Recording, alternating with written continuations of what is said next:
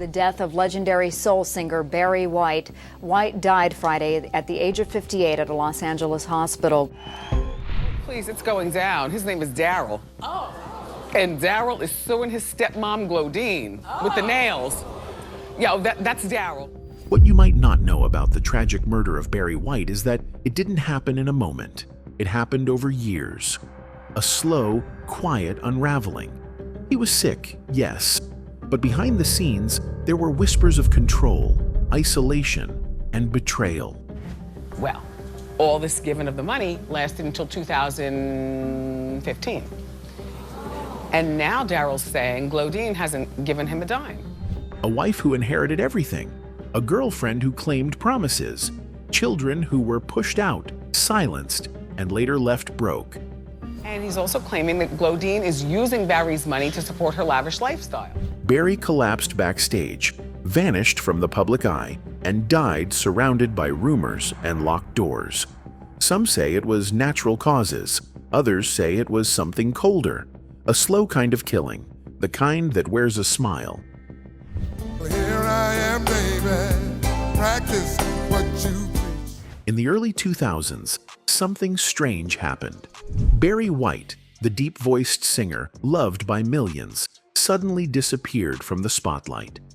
Fans didn't hear much from him anymore. He stopped performing, stopped giving interviews, and stopped making public appearances. People began to worry because there was no clear news about where he was or how he was doing. It wasn't like him to just vanish. This silence made fans ask questions, but no one seemed to have answers. Even people who worked with him were left in the dark. At that time, only a few small reports came out saying Barry had health problems. Some said he had high blood pressure, also known as hypertension. Others said he had kidney trouble. But the news didn't explain much. It didn't say how serious it was, when he got sick, or what doctors were doing to help him. One moment Barry was still active in music, and the next, he was said to be very sick. This change felt sudden and scary. Even his close friends were shocked to learn how bad his health had become. Later, more details came out about how hard things were for Barry. A show called Autopsy. Barry White gave people a closer look at what he went through. I don't think he was ever meant to live a long life. He never thought about old age. His half-sister shared how Barry could barely stand during one of his last concerts. She said he pushed through the performance, but collapsed once he left the stage. It was clear he was very weak, yet he didn't like going to the hospital. She said he often felt tired and worn out. Even though people close to him saw the signs, Barry didn't want to face how sick he really was. Barry had struggled with his weight for many years. He was a big man, weighing up to 375 pounds.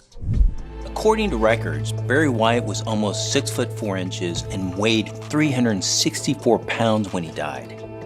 This gives him a body mass index of 44.7, and anything over 30 is labeled obese. He walked with a cane.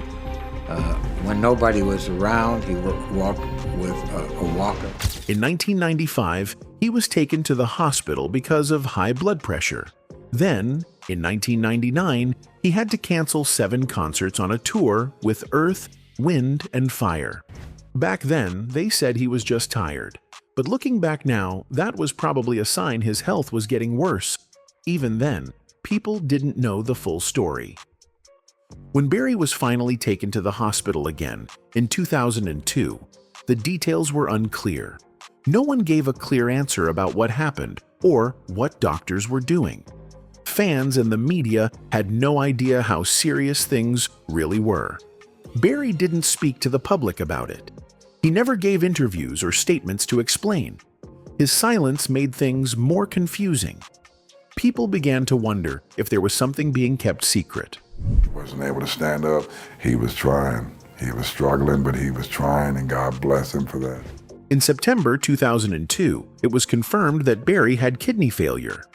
This happened because of his high blood pressure, and also because he had type 2 diabetes, which usually happens to adults. He needed a kidney transplant, but while he waited, he had to go through dialysis treatments. That's when a machine helps clean your blood because your kidneys can't. Then, in May 2003, Barry had a stroke. It affected his speech and the right side of his body. His daughter said he was trying to stay positive. But sadly, on July 4th, 2003, Barry White died in a hospital in Los Angeles. He was 58 years old. His health problems had finally become too much for his body to handle. Now to the death of legendary soul singer Barry White. White died Friday at the age of 58 at a Los Angeles hospital. After Barry died, many stories came out about his last days. Some people close to him said he was still alert and knew what was going on. They said he talked to them and was aware of things around him. But others said something very different. They claimed Barry was kept alone and that no one could really reach him. They believed he was neglected and left by himself in his final days. These mixed stories made people wonder what was really going on behind closed doors. If someone is doing well one day and then suddenly passes, people are going to ask questions, especially when the stories don't match. Barry's second wife played a big role in his life when he got older.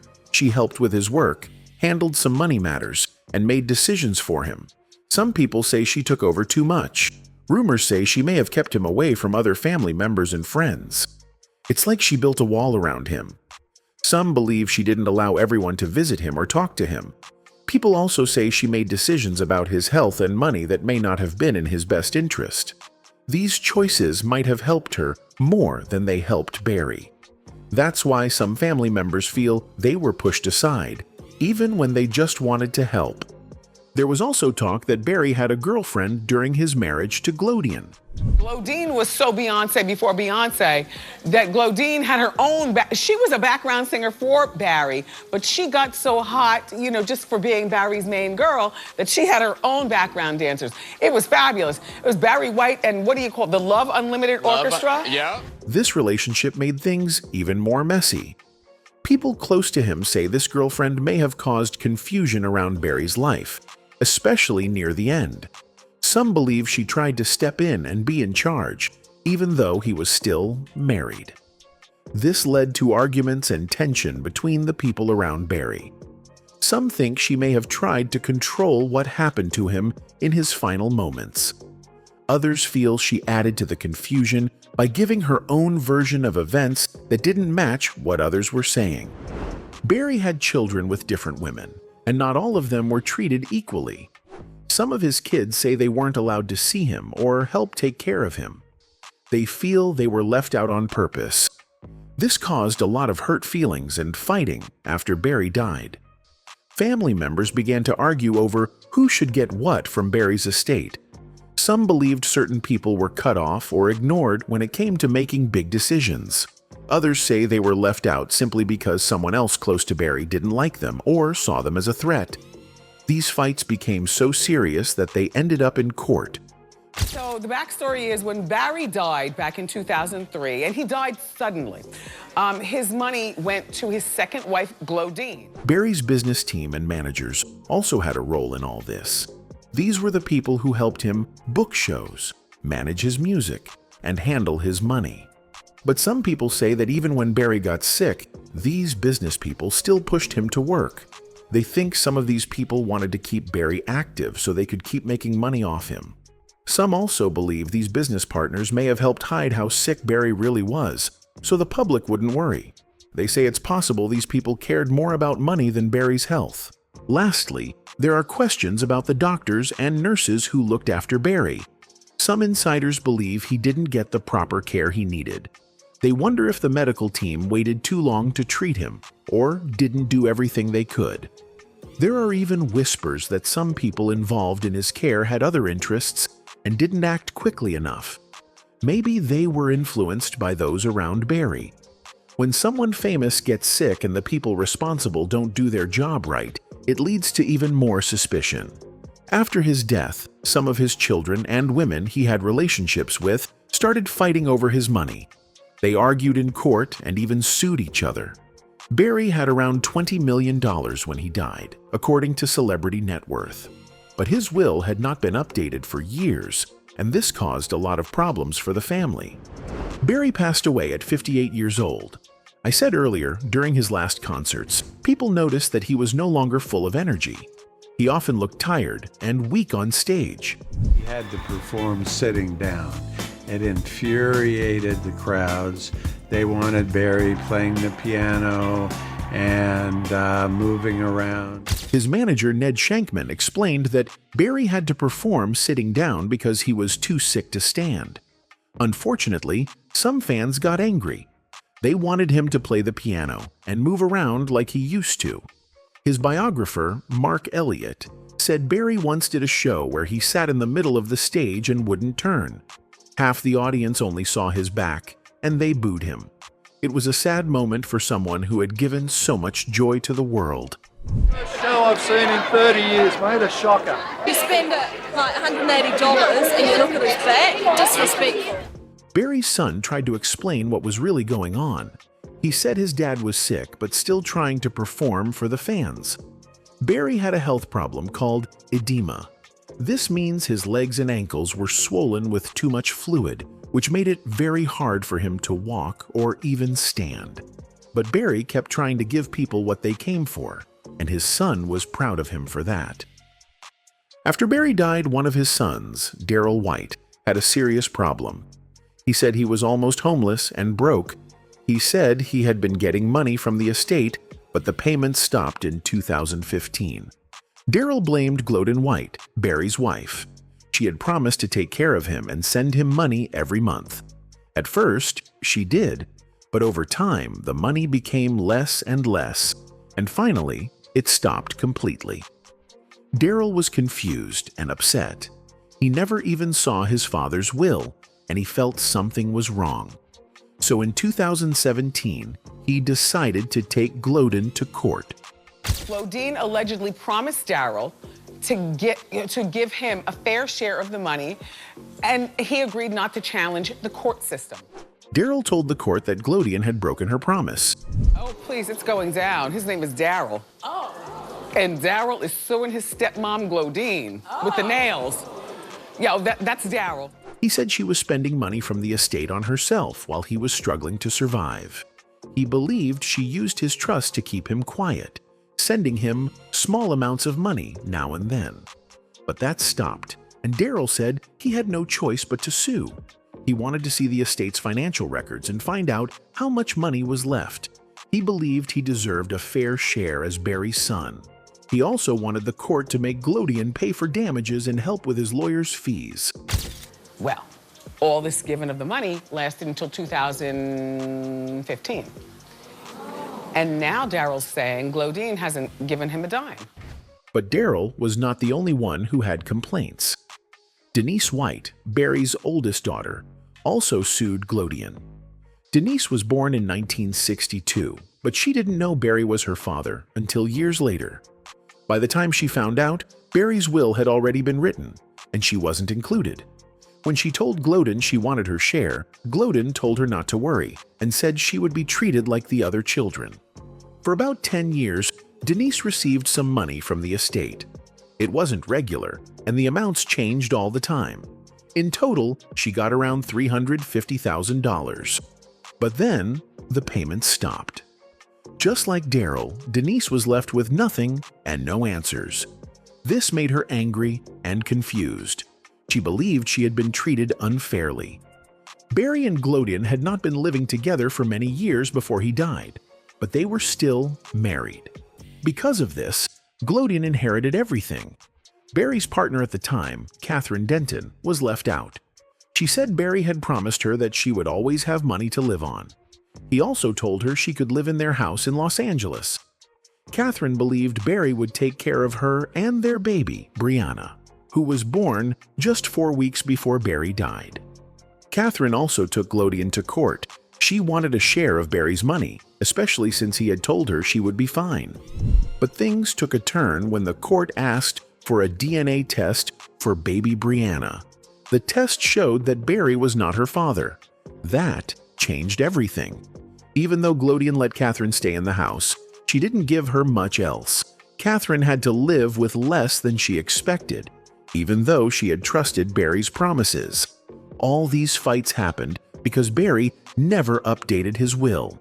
He didn't plan properly before he passed. He was rich and famous, but he didn't change his documents to match his life. He stayed married to Glodian, even though they were not really together. He had other children and a long-term partner, but none of that was included in the will.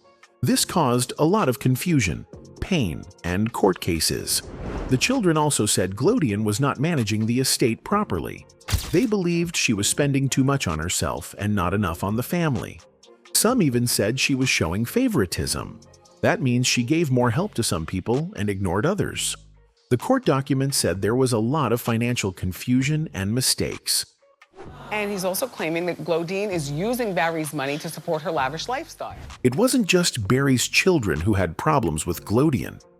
Catherine Denton also believed she was treated badly. She thought Barry loved her and wanted to take care of her. But in the end, she had no legal claim because she was not his wife and the child she had was not his. Still, she felt hurt and abandoned. Some people wondered why Barry never divorced Glodian. Maybe he didn't want to lose money in a divorce, or maybe someone convinced him not to do it. No one knows for sure, but because they were still married when he died, Glodian got everything. This gave her total control and made other people feel powerless. The public had mixed feelings about all this. Some people supported Glodian and said she was just doing what the law allowed. Others thought she took advantage of the situation.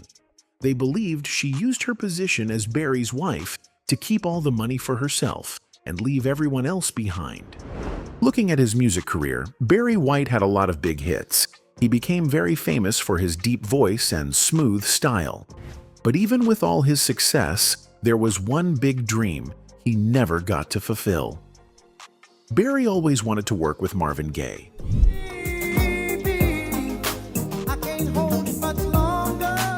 Marvin was not only one of Barry's favorite singers, but also someone he respected very deeply. Barry talked about this dream in his book called Love Unlimited: Insights on Life and Love. In the book, he shared how they were actually planning a music project together. Sadly, that dream ended when Marvin died.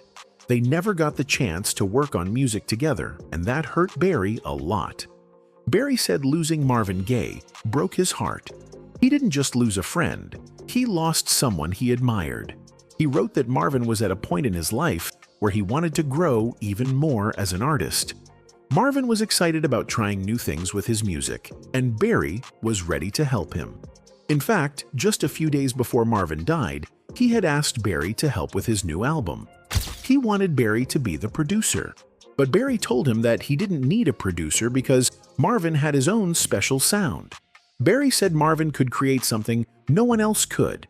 He offered to help with ideas, but he believed Marvin should be in charge. Sadly, that special project never happened, and Barry always remembered that missed chance with sadness. Yet, many people didn't really understand him or see him for who he truly was. While he had fans all over the world, there were people who didn't take him seriously and even made fun of him. This hurt White, but he didn't let it stop him. He kept doing what he loved, making music that made people feel good. In the music world, Barry White's lyrics were sometimes seen as too steamy or too romantic. Some critics thought he only made trashy music and didn't respect his work. Here I am, baby, practice what you preach. Something many people don't know is that Barry didn't even plan to be a singer at first. He started out as a music producer. He liked working behind the scenes and helping others shine. He didn't think his voice was special or that people would want to hear it. But one of his close friends, Larry Nunes, thought differently. Larry heard Barry's voice and said it was too powerful to be kept hidden. He pushed Barry to sing his own songs. Barry wasn't sure at first, but he gave it a try, and that decision changed his life forever. Some people painted him as a gentle, loving man, while others talked about problems he had near the end of his life. Because of this, there are still questions about what really happened behind closed doors during his final years. Some people say he had family issues. Others say he was surrounded by love. But one thing is clear, his legacy still means a lot to many people. Even today, fans argue and wonder about who he really was outside the spotlight. These talks continue to shape how people remember him.